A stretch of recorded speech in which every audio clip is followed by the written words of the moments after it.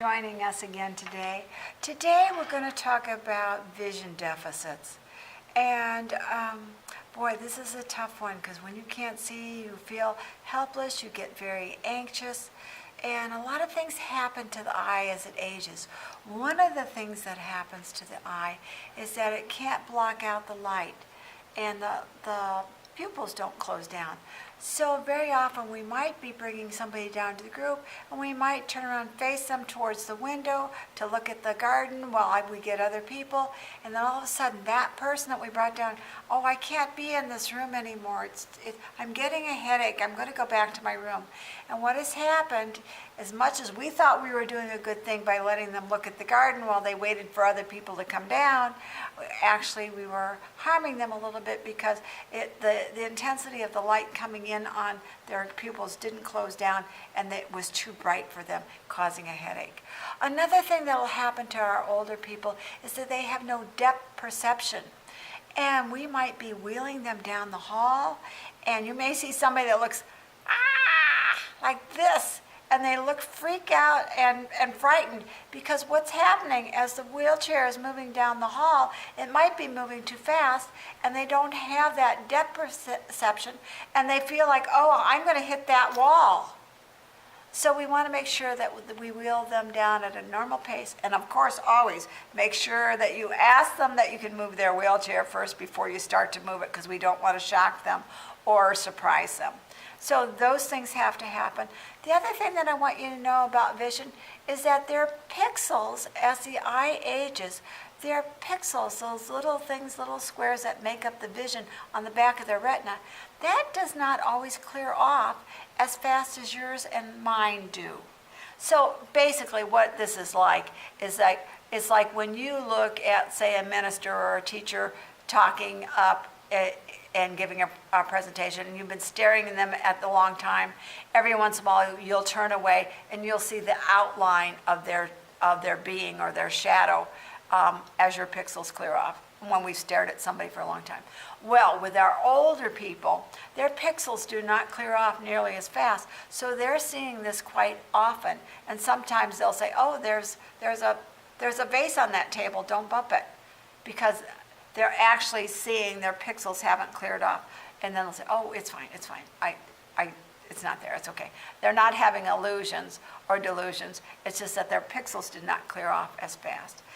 The other thing that happens to us as we age is that we do start to lose our vision. Sometime roughly in the 40s, you'll see a lot of people that are wearing their glasses like this. They put them way down here because they've lost some of their vision, so they need their glasses on so they can see. Well, we also have found out that bifocals are not a good thing for people to wear, and that transitions where you do not have the line in is much better. Sometimes having bifocals will cause people to fall because they can't make that transition when they lift up to look out, as opposed to when they look down to see something that's written on the page. So we want to be careful of that. The other thing that we want to do as activity people is make sure when you put up your announcements, you put them on a black and white paper. And I know as activity people, we always want to put those bright colors up so that people will be aware of it. But what happens is the density of a bright lime-colored paper against black ink, the density is too close, and as a result, they can't distinguish the letters on the page. It's very fuzzy for them. So make sure you go black and white so there's a higher density, a higher contrast, so that they can see it. What I'd like to do for you next, I can't exactly give you an unfair vision test, but what I'm going to do is put up some glasses that I have made out of safety glasses. So they're just your normal little safety glasses, but what I've done is I've covered them up in different ways so you can see what it's like for the different perceptions. Now, what I'm going to hold up first is what it's like when a person has a stroke and they lost part of their vision. And so very often you'll see a person turning like this, and they're not ignoring you. It's just that they cannot see out of one side of their eye. So this is what they're seeing, and you'll see that they have a blocked area. Let me see if I can reach up. So that is what it's like for them to see. They can see half of the image, but not the whole image. They can only see part of it. Now, you will probably be one of the first people to recognize, oh, gee, they just had a stroke and maybe they're having some vision problem because they keep turning their head looking out of one side. And very often, not only is it blocked from one side on each side of the face, but also it's blocked on the side, and so they can't see exactly where they're going. You would hope that maybe they could turn their head and see more, but that's why they're turning their head. So if you're tossing them a ball and all of a sudden they're turning like this, it's because they can only see out of that side of their face. Now, they could have the vision impairment on the right or the left side, depending on the stroke, or they also could have the vision impairment right down the center. And I don't know if I can show this to you, how it would look, but that whole center section is blocked off, then they can't see. A way for you to test for this is to put your finger up or hold a pencil while you're talking to them and make that pencil go across their face. Can they track your finger and follow your finger back and forth? Then they don't have any problem with the vision. But if they go like this and they don't follow your finger as it comes up, and they can only follow it this far, and then they lose it, then that's a sure sign that they can't see a full spectrum from their peripheral vision to their center vision to their side vision. So that's something to watch for when you're working with people in groups, because it'll help the nurses determine. Because usually right after a stroke, nobody has a vision test, so they may not be aware that this blockage has happened. Another thing that will happen is as we get older, our vision will have what's called yellow lenses. In other words, your lens, which is normally quite clear, will start to yellow. So this is what it's like when they're trying to see things when they have a yellow lens.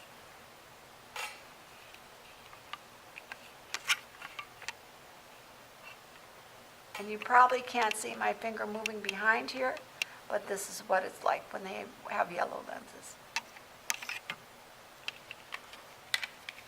Another thing that happens to people is sometimes they're legally blind. And when they're legally blind, I never quite understood that term until I was given this test. And what happened in my group is that they put all these glasses on us and asked us to perform functions. And believe me, it was very hard. And this is what it's like when somebody is actually legally blind. This is all that they can see. It's like a fog, like they're walking through a fog. Sometimes they can see shapes behind it, and movement, and a little bit of color. But for the most part, they only see shadows. So this is what it's like to be legally blind. The last one that I'm going to show you is what's called tunnel vision. And this is what happens when the outside lens retina starts to close down and they can only see through one little corner of their eye. What I would do is I would encourage you to make glasses like this. Now you see here's the tunnel vision right here. They can only see that one little part of the eye. Make some legally blind glasses.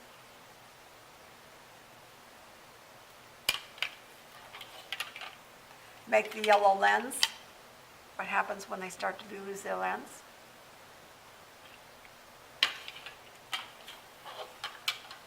And make some glasses as if they've had a stroke. This will help your staff and you understand how important vision is and what they're going through when they're trying to see things. So also I would encourage you to make sure that they do put their glasses on.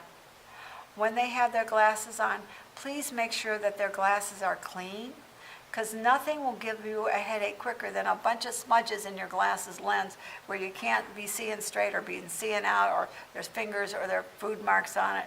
It makes it very irritating. If you had to, any one of these conditions that I've showed you, if you were in a group and usually within 30 minutes, people who have vision problems will start to complain saying, oh, I'm feeling dizzy, or gee, I'm starting to get a headache.